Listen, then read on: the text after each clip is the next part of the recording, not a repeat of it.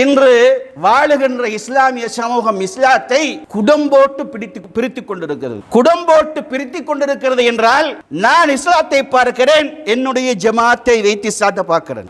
என்னுடைய ஜமாத் இஸ்லாம், அதுதான் இஸ்லாம் என நினைக்கிறேன். எனக்கு வெளியே இருப்பவன் இஸ்லாத்தை பார்க்கிறான், அவன் ஜமாத்தை வச்சு பார்க்கிறான், அவன் கூட்டமைப்பை வைத்து பார்க்கிறான். இதனால் தான் நபிகள் நாயகம் ஸல்லல்லாஹு அலைஹி வஸல்லம் அவர்களுக்கு அல்லாஹு தஆலா இஸ்லாம் என்றால் என்ன என்பதை உடைத்து சொல்லும் பொழுது பெருமானாருக்கு அழகாக ஒன்றை விளங்கப்படுத்துகிறார். அந்த விளங்கப்படுத்துகிற செய்தி என்ன தெரியுமா? இன்னல்லதீன ஃபர்ரகு தீனஹும் வகானு ஷியல் லஸ்தமன்ஹும் ஃபீ ஷியத்திஹிம். நபியே நாயகமே, இஸ்லாத்தை உடைத்து பிரிவுகளாக ஆக்கி என்னுடைய ஜமாத்து, அவனுடைய ஜமாத்து, அந்த ஜமாத்து, இந்த ஜமாத்து என்று எவன் வந்து இஸ்லாத்தை கூறு போட்டுக் கொண்டிருக்கிறானோ, வித்தியாசப்படுத்திக் கொண்டிருக்கிறானோ, லஸ்தமின்ஹும் ஃபீ ஷியத்திஹிம், நீ அவர்களுடைய எந்த கூட்டமைப்பிலும் எந்த ஜமாத்திலும் நபியே நாயகமே நீ இல்லை. இந்த உலகத்தில் அமைதி வேண்டும் என்றால் உமரின் ஆட்சி வேண்டும் என்று எல்லா தலைவர்களும் இன்று இஸ்லாமிய தலைவர்கள் அல்லாத மாற்று மதத்தில் வாழுகின்ற தலைவர்கள் சொல்லுகின்ற அளவு ஒரு சிறந்த ஆட்சியை நடத்திவிட்டு சென்றார்கள் உமர் இப்னுல் கத்தாப் ரலியல்லாஹு அன்ஹு. நாங்களும் முஸ்லிம்களாக வாழுகின்றோம். ஆனால் பாருங்க, தொலை போனா பிரச்சனை, பள்ளிக்கு போன பிரச்சனை, வீட்டுல கணவன் மனைவிக்கு மத்தியில பிரச்சனை, சமூகத்தில கோஷ்டிகளுக்கு மத்தியில பிரச்சனை, குடும்பங்கள் அயல் வீட்டுக்கு மத்தியிலே பிரச்சனை, எதை செய்வது, இதன் முடிவு என்ன என்று உலமாக்களுக்கு மத்தியிலே பிரச்சனை, பாடசாலைகளுக்கு மத்தியிலே பிரச்சனை. இப்படி எல்லா பிரச்சனைகளும் குவிந்து, எல்லா பிரச்சனைகளும் ஒன்று சேர்ந்து குப்பை கூலங்களாக இன்றைய சமுதாயத்திலே பிரச்சனைகள் காணப்படுகிறது.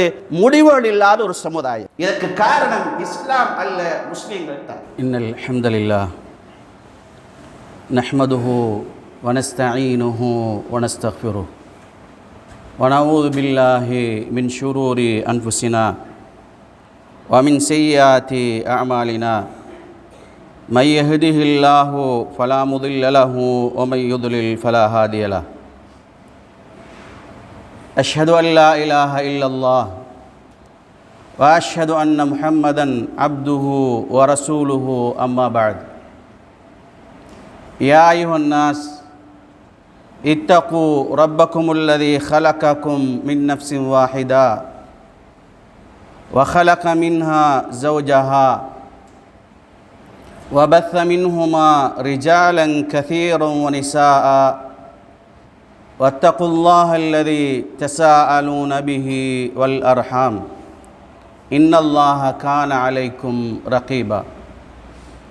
யா அய்யுஹல்லதீன ஆமனு தக்குல்லாஹ ஹக்க துகாத்திஹ் வலா தமூதுன்ன இல்லா வ அன்தும் முஸ்லிமூன். யா அய்யுஹல்லதீன ஆமனு இத்தகுல்லாஹ வகூலு கௌலன் சதீதா யுஸ்லிஹ் லக்கும் அஅமாலக்கும் வ யக்ஃபிர் லக்கும் துனூபக்கும் ومن يطع الله ورسوله فقد فاز فوزا عظيما. فإن أصدق الحديث كتاب الله وخير الهدي هدي محمد صلى الله عليه وسلم وشر الأمور محدثاتها فإن كل محدثة بدعة وكل بدعة ضلالة وكل ضلالة في النار. எல்லாம் வல்ல அல்லாஹ்வின் நல்லடியார்களே, அன்புக்குரிய இஸ்லாமிய சகோதரர்களே, நாமெல்லாம்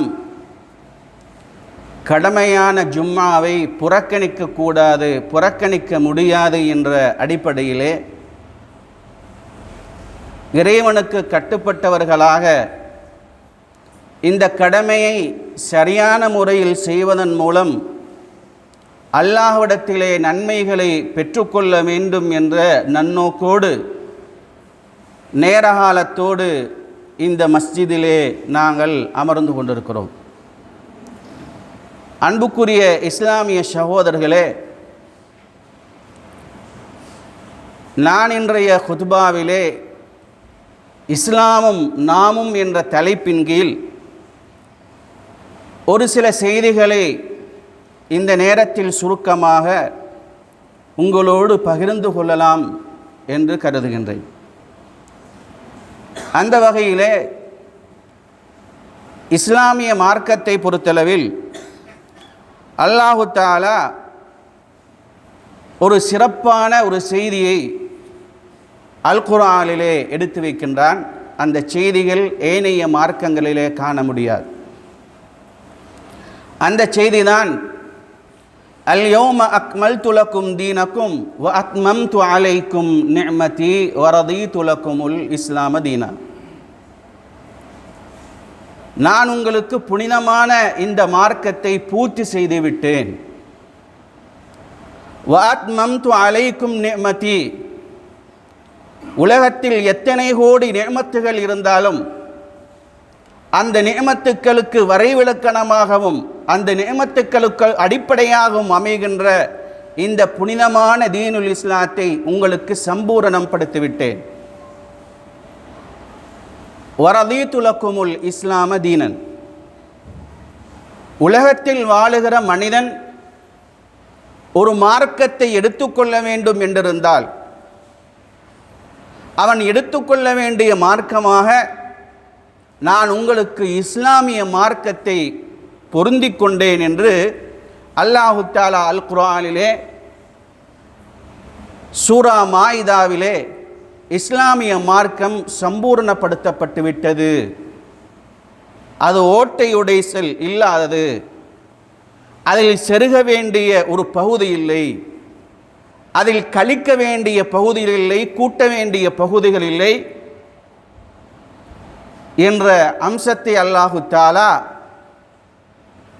ஒரு வரப்பிரசாதமான ஒரு செய்தியாக நமக்கு எடுத்து வைக்கிறார். அன்புக்குரிய இஸ்லாமிய சகோதரர்களை, இந்த வகையில்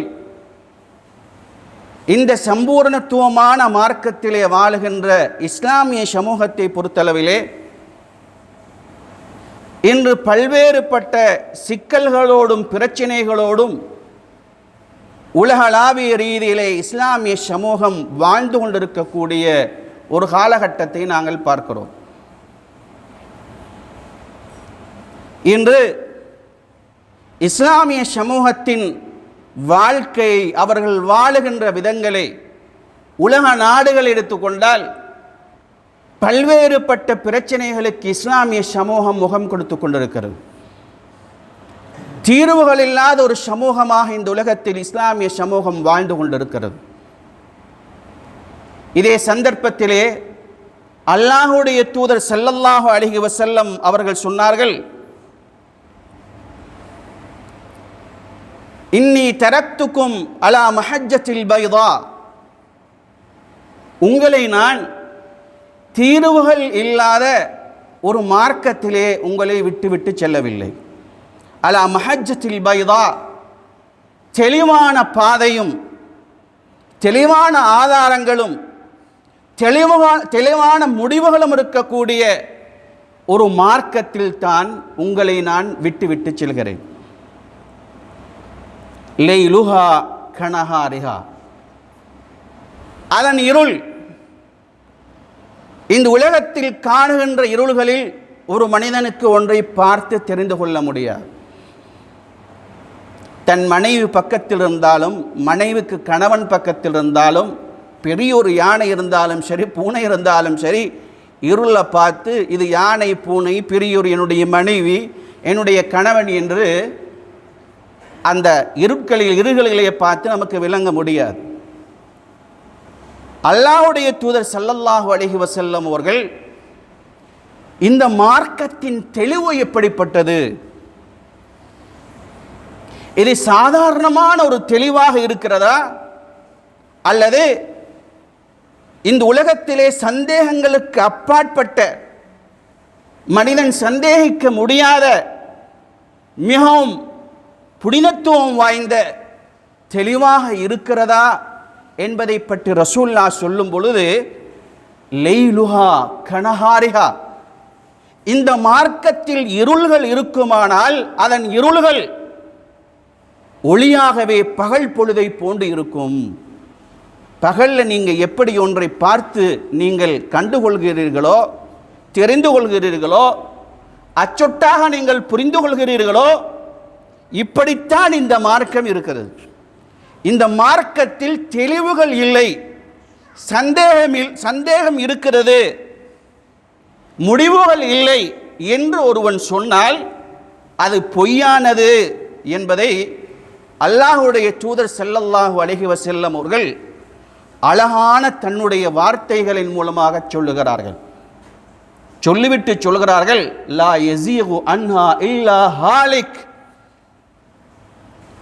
இந்த மார்க்கத்தில் தெளிவு இல்லை, பிரச்சனைகள் இருக்கிறது, முடிவுகள் இல்லை என்று ஒருவன் மார்க்கத்தை விட்டு சென்று விடுகிறான் அல்லது குறை காணுகிறான் என்று சொன்னால் அவன் நாசத்தை நோக்கி புறப்பட்டவன், ஒரு நாசமாக செல்லக்கூடியவன் தான் இந்த மார்க்கத்தை இப்படி குறை காணுவான், பிழைகள் இருக்கிறது என்று அவன் சொல்லுவான் என்பதை நபிகள் நாயகம் ஸல்லல்லாஹு அலைஹி வஸல்லம் அவர்கள் எடுத்து வைத்ததை நாங்கள் பார்க்கிறோம்.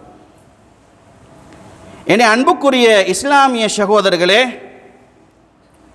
இப்படிப்பட்ட இந்த மார்க்கத்திலே நாங்கள் இருந்து கொண்டிருக்கிறோம். ஆனாலும் இந்த தெளிவான மார்க்கத்தை பின்பற்றக்கூடிய நம்முடைய வாழ்க்கையில் பல்வேறுபட்ட பிரச்சனைகள் தோன்றிக் கொண்டிருக்கிறது. அந்த பல்வேறுபட்ட பிரச்சனைகளுக்கு முடிவில்லாத ஒரு சமூகம் உலகத்தில் வாழ்வதாக இருந்தால் நிச்சயம் அது இஸ்லாமிய சமூகம்தான். நீங்கள் பாருங்கள், நாடளாவிய ரீதியில் எத்தனை ஆயிரம் பிரச்சனைகள் இருக்கிறது. இன்று முஸ்லீம்கள் பெரும்பான்மையாக வாழுகின்ற 50க்கும் மேற்பட்ட நாடுகள் உலகத்திலே இருக்கின்றன. எந்த ஒரு சமூகத்துக்கும் இல்லாத ஒரு சக்தி இஸ்லாமிய சமூகத்துக்கு இருக்கிறது. ஆனால் இன்று பலஸ்தீனில் வாழுகின்ற மனித உயிர்களுக்கு விலை மதிப்பற்ற ஒரு நிலையை நாங்கள் காணுகின்றோம். நாங்கள் நடந்து செல்கின்ற போது பூச்சிக்கள் மிருபடுகின்றதைப் போல, செத்து மடிவதைப் போல, அல்லது ஒரு காலத்தில், இன்றைய காலத்தில் நாய் மனிதனிட மேலாக இருக்குது, நாய்கள் செத்து மடிவதைப் போல இன்று பலஸ்தீனிலே வாழுகின்ற இஸ்லாமிய சமூகம் செத்துமடிந்து கொண்டிருக்கிறது. இன்று இஸ்லாமிய சமூகத்தில் வாழுகின்ற மனித உயிர்களுக்கு விழிப்பதிப்பற்று அந்த பிரச்சனைகள் எவ்வாறு தீர்க்கப்பட வேண்டும் என்பதற்கு முடிவில்லாத ஒரு சமூகமாக இந்த உலகத்தில் இன்று வரை இஸ்லாமிய சமூகம் வாழ்ந்து கொண்டிருப்பதை நாங்கள் பார்க்கிறோம். இது பலஸ்தீனில் மட்டுமல்ல, உலக நாடுகளில் நடைபெறுகின்ற ஒரு பிரச்சனை. ஆனால் இஸ்லாமிய நாடுகள் செல்வந்த நிலைகளிலே இருக்கிறது. இப்படிப்பட்ட இந்த சந்தர்ப்பத்தில் நாடளாவிய ரீதியில் இஸ்லாமிய சமூகத்துக்கு ஒரு முடிவில்லை. அதை போன்று வாழ்வாதார ரீதியான பிரச்சனைகளை நீங்கள் எடுத்துக்கொள்ளுங்கள், பொருளாதார பிரச்சனைகளை நீங்கள் எடுத்துக்கொள்ளுங்கள், குடும்ப பிரச்சனைகளை நீங்கள் எடுத்துக்கொள்ளுங்கள், என் மார்க்க பிரச்சனையைத்தான் நீங்கள் எடுத்துக்கிட்டாலும் இன்று தீர்வுகள் இல்லாத ஒரு சமூகமாக எதை செய்ய வேண்டும், எப்படி செய்ய வேண்டும், எப்படி நடைமுறைப்படுத்த வேண்டும், இதோடைய முடிவுகள் என்ன, தீர்வுகள் என்ன என்று கண்டுகொள்ள முடியாத அளவுக்கு பிரச்சனைகள் தலைக்கு மேல் வளர்ந்த, அல்லது பிரச்சனைகளை ஆதிக்கம் செலுத்துகின்ற, தீர்வுகள் என்பதை காண முடியாத ஆழத்திலே இருக்கின்ற, படுகொலியிலே இருக்கின்ற ஒரு சமூகமாகத்தான் நாங்கள் இன்று இஸ்லாமிய சமூகத்தை நாங்கள் கண்டுகொள்கின்றோம். அன்புக்குரிய இஸ்லாமிய சகோதரர்களே, இந்த வகையிலே இப்படிப்பட்ட ஒரு சூழ்நிலைகளை சந்திக்கக்கூடிய நாம் இஸ்லாத்தை குறை சொல்வதா அல்லது முஸ்லீம்களை நாம் குறை சொல்வதா? முடிவுகள் இல்லாத பிரச்சனைகளுக்கும் தீர்வுகள் காணப்படாத பிரச்சனைகளுக்கும் இஸ்லாம் காரணமா அல்லது முஸ்லீம்கள் காரணமா என்று கேட்டால் ஒருபோதும் இப்படிப்பட்ட பிரச்சனைகளுக்கு இஸ்லாம் காரணம் அல்ல. ஏனென்றால் முஸ்லீம்கள் வாழ்ந்தார்கள், அந்த முஸ்லீம்கள் வாழ்ந்த காலகட்டத்திலே பிரச்சனை இல்லாத ஒரு சமூகமாக வாழ்ந்துவிட்டு சென்றார்கள். நமக்கு முன்னால் அவருடைய வாழ்க்கையிலே நிம்மதி இருந்தது, அவர்களுடைய வாழ்க்கையிலே சுவீட்சம் இருந்தது, அவர்களுடைய வாழ்க்கையிலே படிப்பினைகளும் பாடங்களும் காணப்பட்டன. இந்த உலகத்திலே அந்த சமூகத்தை போன்று ஒரு சிறந்த சமூகம் காணப்படவில்லை. அந்த சமூகத்தை ஆண்ட தலைவர்களை போன்று இந்த உலகம் இன்று வரை ஒரு தலைவரை எதிர்பார்த்து கொண்டிருக்கிறது. ஆனால் அப்படிப்பட்ட ஒரு தலைவரை கிடைக்கவில்லை. ஏன்? இந்த உலகத்தில் அமைதி வேண்டுமென்றால் உமரின் ஆட்சி வேண்டும் என்று எல்லா தலைவர்களும் இன்று இஸ்லாமிய தலைவர்கள் அல்லாத மாற்று மதத்தில் வாழுகின்ற தலைவர்கள் சொல்லுகின்ற அளவு ஒரு சிறந்த ஆட்சியை நடத்திவிட்டு சென்றார்கள் உமர் இப்னுல் கத்தாப் ரலியல்லாஹு அன்ஹு அவர்கள். இப்படி பிரச்சனைகளை மீறி நிம்மதிகளும் சுபீட்சங்களும் தீர்வுகளும் கொண்ட ஒரு சமூகமாக எங்களுக்கு முன்னால் ஒரு சமூகம் வாழ்ந்துவிட்டு சென்றிருக்கிறார்கள். அவர்கள் இஸ்லாத்தை பின்பற்றி இருக்கிறார்கள். இதே சந்தர்ப்பத்திலே நாங்களும் முஸ்லிம்களாக வாழுகின்றோம். ஆனால் பாருங்க, தொலை போனா பிரச்சனை, பள்ளிக்கு போன பிரச்சனை, வீட்டில் கணவன் மனைவிக்கு மத்தியில் பிரச்சனை, சமூகத்தில் கோஷ்டிகளுக்கு மத்தியில் பிரச்சனை, குடும்பங்கள் அயல் வீட்டுக்கு மத்தியிலே பிரச்சனை. எதை செய்வது, இதன் முடிவு என்ன என்று உலமாக்களுக்கு மத்தியிலே பிரச்சனை, பாடசாலைகளுக்கு மத்தியிலே பிரச்சனை. இப்படி எல்லா பிரச்சனைகளும் குவிந்து எல்லா பிரச்சனைகளும் ஒன்று சேர்ந்து குப்பை கூலங்களாக இன்றைய சமுதாயத்திலே பிரச்சனைகள் காணப்படுகிறது.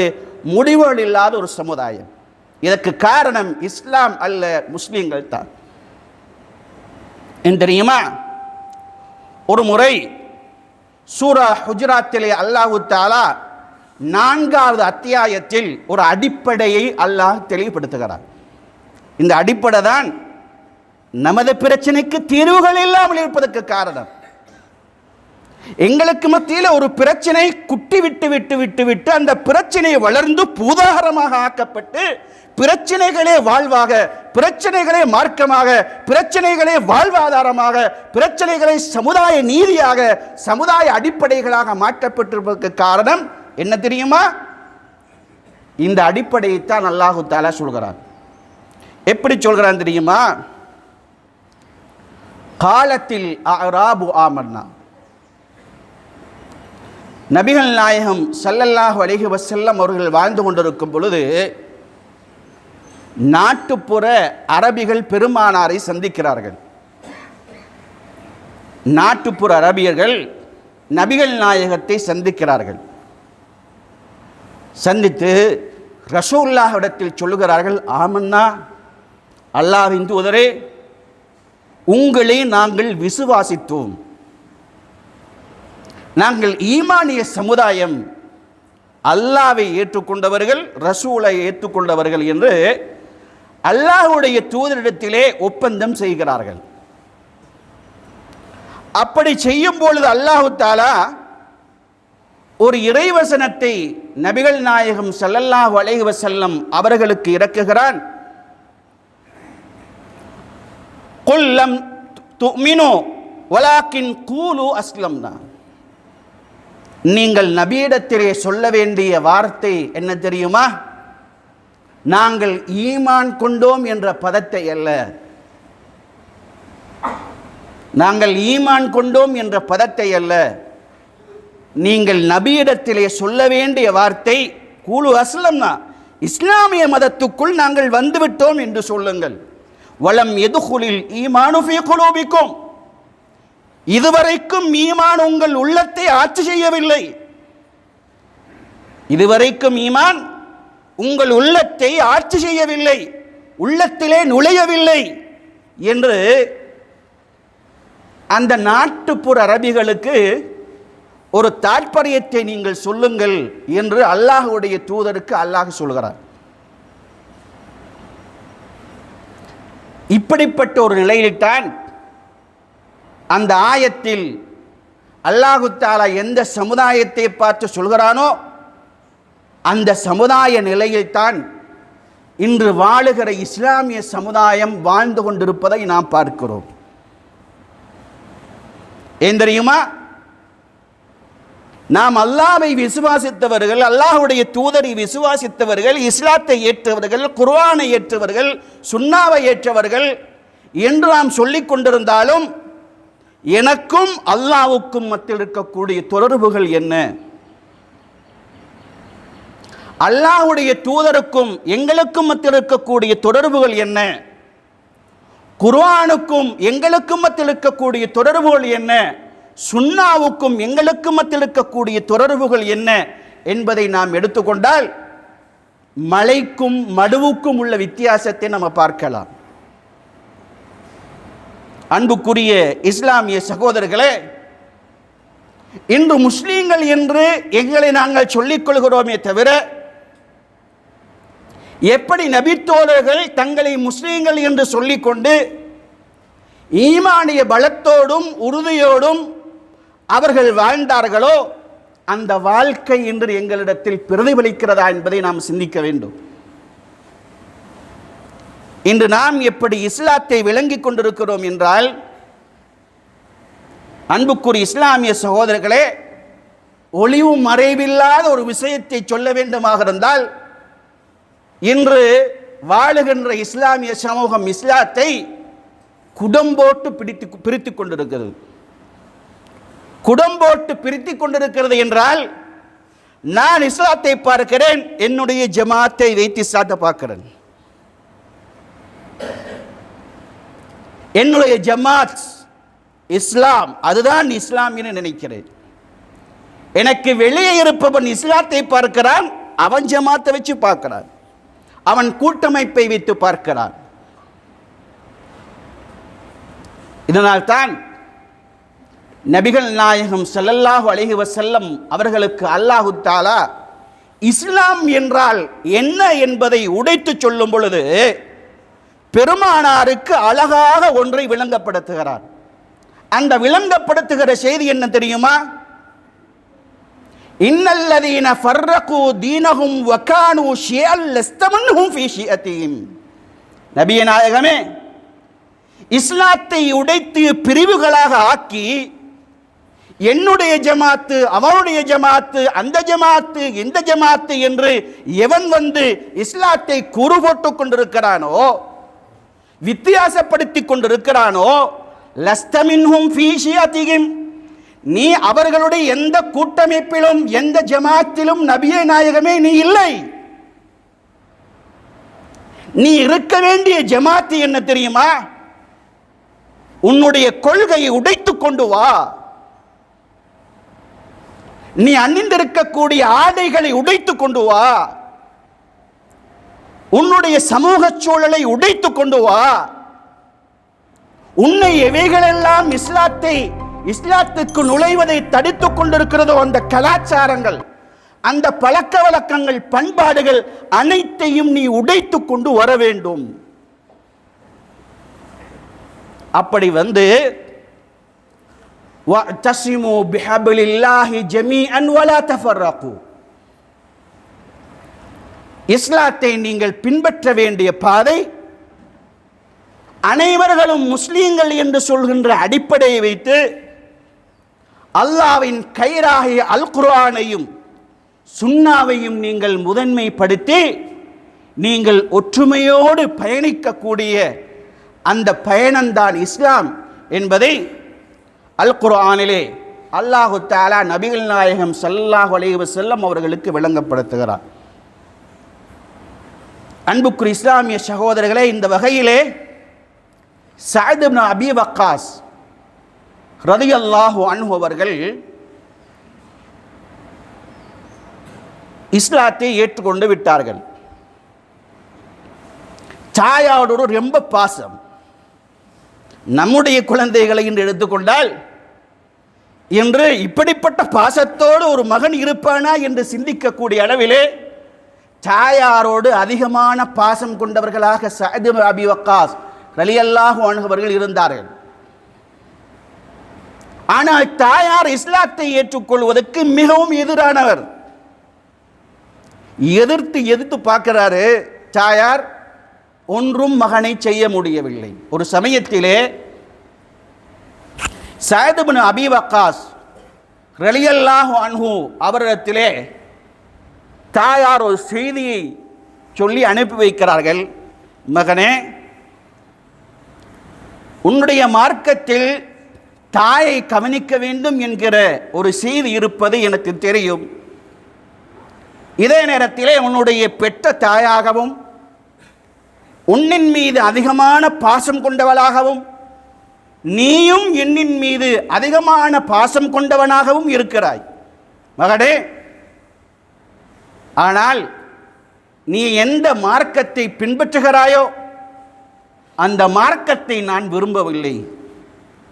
அந்த மார்க்கத்திலே நீ இருக்க வேண்டும் என்பதை நான் நேசிக்கவில்லை. எனவே மகனே, நீ அந்த மார்க்கத்திலிருந்து திரும்பி வர்ற வரையில், அந்த மார்க்கத்திலிருந்து திரும்பி எங்களுடைய மார்க்கத்தில் வரும் வரைக்கும் நான் ஒரு போராட்டம் செய்ய போகிறேன். அந்த போராட்டம் உண்ணாமல் குடிக்காமல் இருக்க போகிறேன். இந்த செய்தியை சஅத் இப்னு அபி வக்காஸ் ரலியல்லாஹு அன்ஹு அவர்கள் கேட்கிறார்கள். தாயாரும் அந்த பிடிவாதத்திலே இருக்கிறார்கள். பல நேரங்கள், பல நாட்கள் கழிகிறது. மயக்கமுற்று தாயார் கீழே விழுகிறார்கள். குடிக்காமல் சாப்பிடாமல் தாயாரின் போராட்டம் ஆரம்பிக்கிறது. இந்த போராட்டத்துக்கு பின்னால் சஅத் சாதாரணமான மனிதர் அல்ல. தாயின் மீது பாசம் கொண்டவர், நிறைய பாசம் கொண்டவர். தாயின் மீது ஒரு முள் தைப்பதை கூட அந்த மகனார் நேசிக்காதவர். இப்படிப்பட்ட சமயத்திலே சஅத் மயக்கமுற்று தாயார் பசியினால் பட்டியலினால் கீழே விழுந்தபோது சஅத் அந்த இடத்துக்கு அழைக்கப்படுகிறார். அழைக்கப்பட்டு தாயார் குற்றுயிராய் குறையுயிராய் கிடைக்கும் பொழுது, உன்னுடைய தாயாரை நீ நேசிக்கிறாயா, உன்னுடைய மார்க்கத்தை நேசிக்கிறாயா? இந்த சமயம் யாருக்கு வந்துவிடுமானால், எனக்கு வந்துவிடுமானால், அன்புக்குரிய சகோதரர்களே, ஒவ்வொருவரும் தன்னுடைய உள்ளத்தில் கையை வைத்து கேட்டு பார்க்க வேண்டும். இப்படிப்பட்ட ஒரு தருணம் வருகிறது. அந்த தருணத்திலே சஅத் இப்னு அபி வக்காஸ் ரலியல்லாஹு அன்ஹு அவர்கள் தன்னுடைய காதருகே போய் சொல்கிறார்கள், அன்பான மகன், ஆதரவான மகன், தாயின் காலில் ஒரு முல்லை கூட தைத்து விடுவதற்கு விருப்பமில்லாத மகன் சொல்லுகிறான்.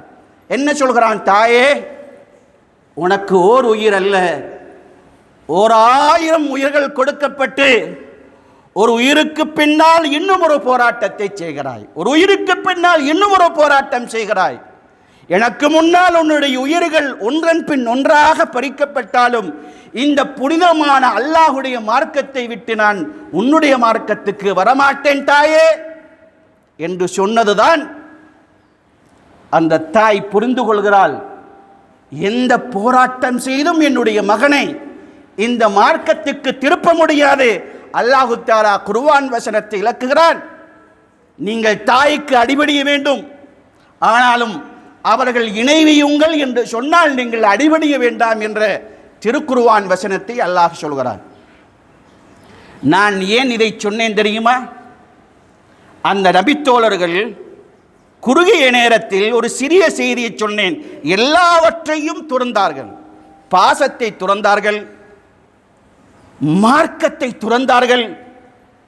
தனக்கு பின்னால் இருக்கின்ற மார்க்க வழிபாடுகளை சமுதாயம் எதிர்க்க அடிபட்டு, சமுதாயம் எதிர்க்க குடும்பங்களை விட்டு பிரிந்து, தன்னுடைய வியாபாரத்தை, தொழிலை, துறவை ஹராம் ஹலால் என்று பார்த்து அவர்கள் எனக்கு சொர்க்கம் வேண்டும். அம் ஹசிப்தும் அன் ததுகுலுல் ஜன்னா வலம்மா யஅதிக்கும் மஸலுல் லதீன ஹலோ மின் கப்லிக்கும். சொர்க்கம் வேண்டும் என்பதற்கான போராட்டங்களை சந்தித்து இஸ்லாத்துக்கு வந்தாங்க.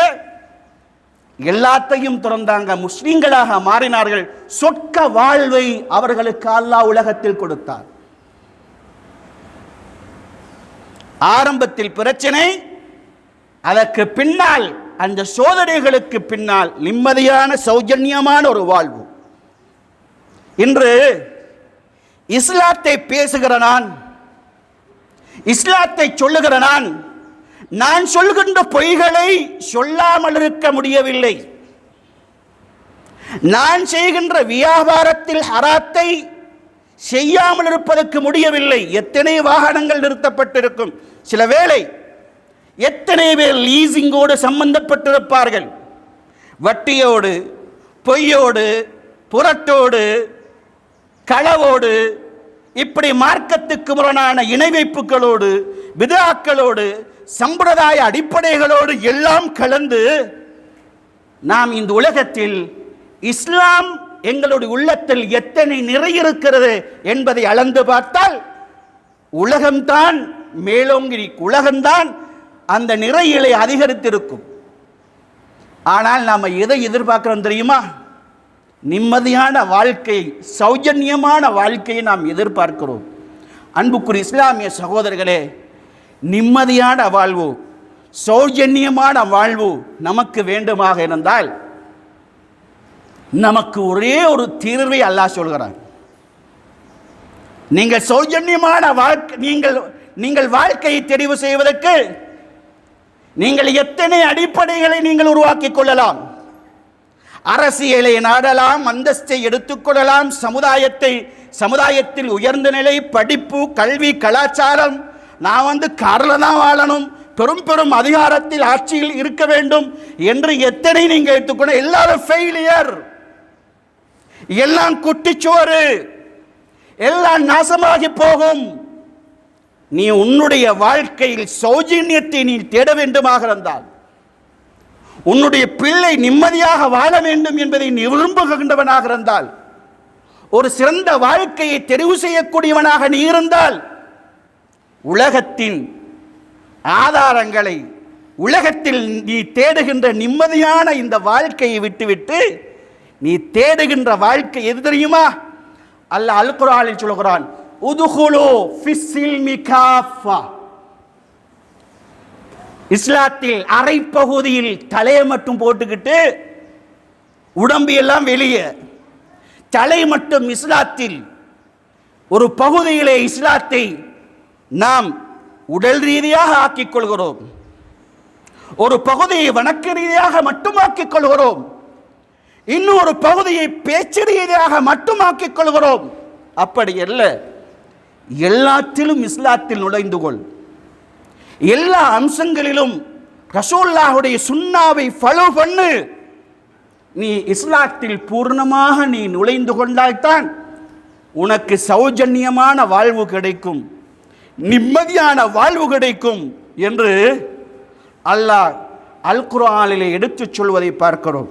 என் அன்புக்குரிய இஸ்லாமிய சகோதரர்களே, அப்படிப்பட்ட ஒரு வாழ்க்கை வாழுகின்ற பாக்கியத்தை அல்லாஹு தஆலா எனக்கும் உங்களுக்கும் தந்தருள்வானாக.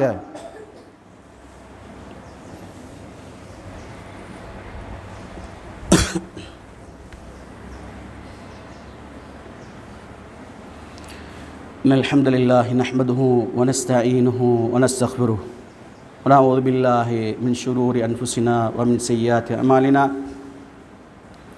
மை யஹ்திஹில்லாஹு ஃபலா முதில்ல லஹு வ மை யுத்லில் ஃபலா ஹாதிய லஹு. அம்மா பஅத்.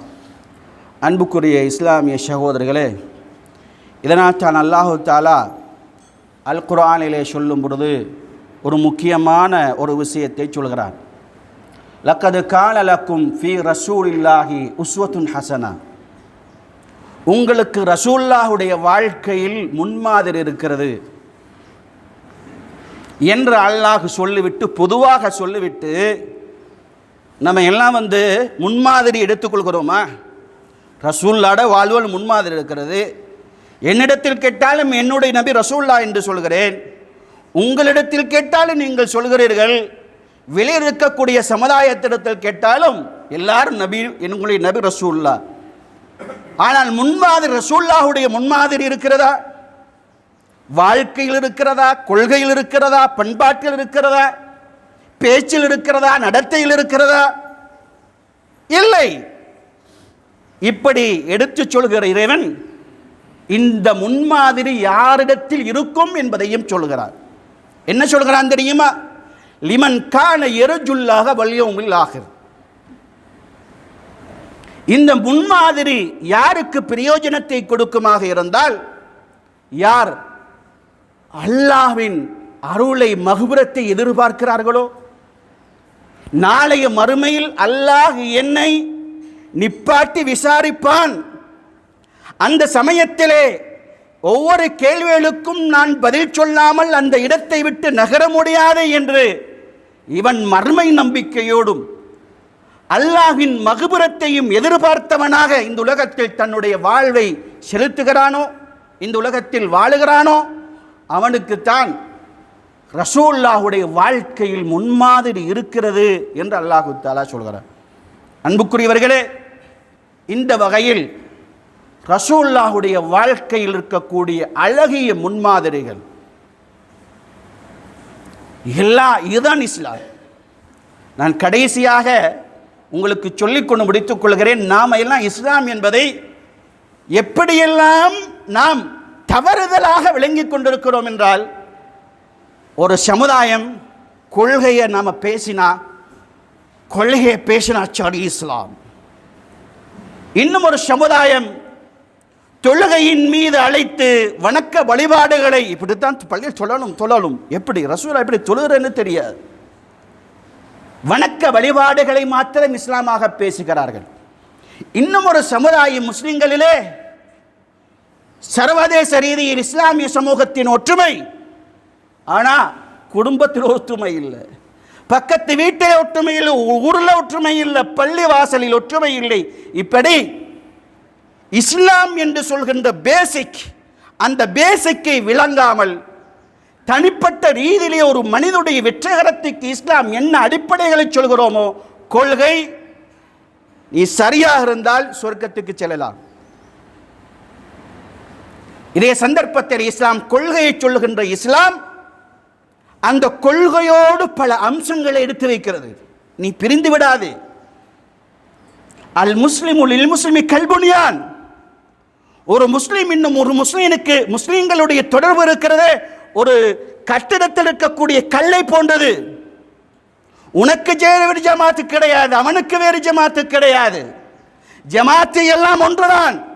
இதனால விதத்தை செய்யுங்க, சிறுக்க செய்யுங்க நான் சொல்றதில்லை. நம்ம பேசிக் இஸ்லாம் சொல்கின்ற பேசிக் கொள்கையோடு ஒற்றுமை. இதை போன்று இஸ்லாமிய சமுதாயத்தில் அடிப்படைகளாக எடுத்துக்கொள்ள வேண்டிய மரபு வழிகளோடு பண்பாடுகள் நிறையவே காணப்படுகின்றன.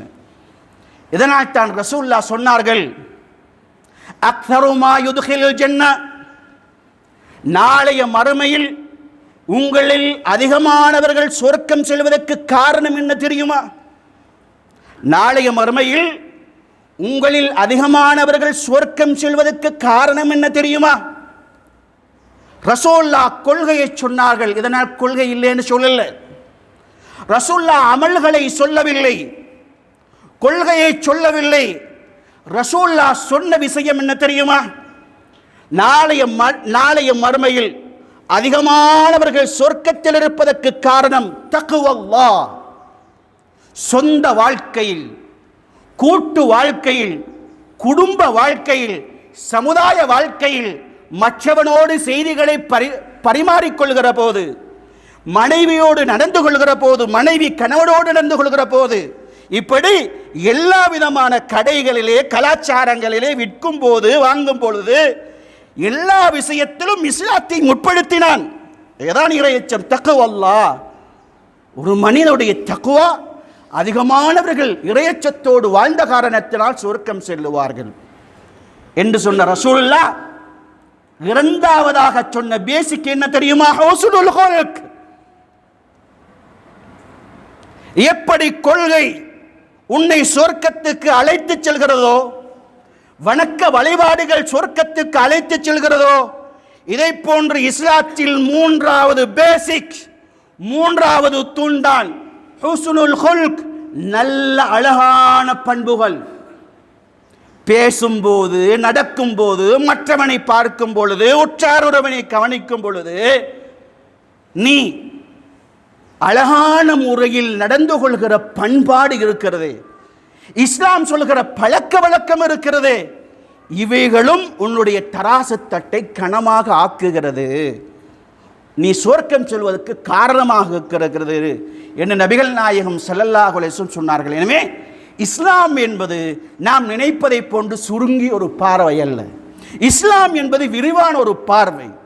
அதை நம்முடைய வாழ்க்கையில் நாம் எடுத்து நாம் ஒவ்வொருவரும் சிந்தித்து, என்னுடைய வாழ்வு, என்னுடைய மனைவி, என்னுடைய குடும்பம், என்னுடைய பிள்ளைகள், என்னுடைய சமுதாயம் என்று சிந்தித்து எங்களுடைய செயல்பாட்டினால், பேச்சினால் இஸ்லாத்துக்கு எப்படியெல்லாம் நாங்கள் உதவ முடியுமோ அப்படிப்பட்ட உதவுகின்ற நன்மக்களாக அல்லாஹ் தஆலா இந்த பூமியிலே வாழ்ந்து மரணிக்கக்கூடிய நட்பாக்கியத்தை எனக்கும் உங்களுக்கும் தந்தருள்வானாக. வாஹிர் தஅவானா அல்ஹம்துலில்லாஹி ரப்பில் ஆலமீன்.